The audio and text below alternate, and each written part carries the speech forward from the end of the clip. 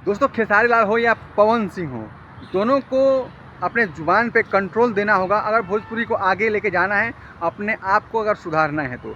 अगर ऐसे ही आपस में लड़ते रहें तो भोजपुरी से उनका पतन तो होगा ही, समाज में भी संदेश खराब जाएगा और दूसरे इंडस्ट्रीज़ के लोग मज़े लेंगे।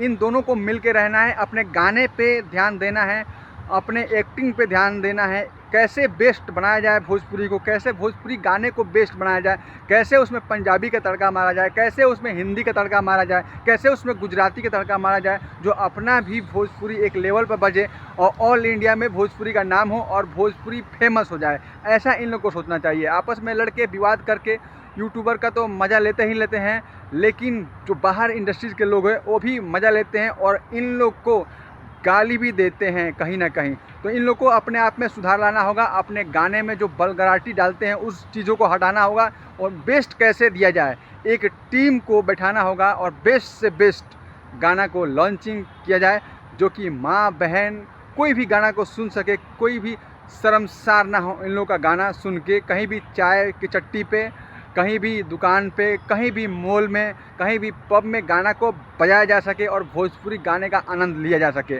अपना भोजपुरी के दर्शक भी बहुत ज़्यादा है, बहुत ज़्यादा प्यार मिलता है भोजपुरी वालों को, लेकिन बाहर का क्षेत्र में जैसे हरियाणा हो, गुजरात हो, इन सब क्षेत्र में, राजस्थान हो, इनमें अपने भोजपुरी का जो है ना जलवा बहुत कम देखने को मिलता है।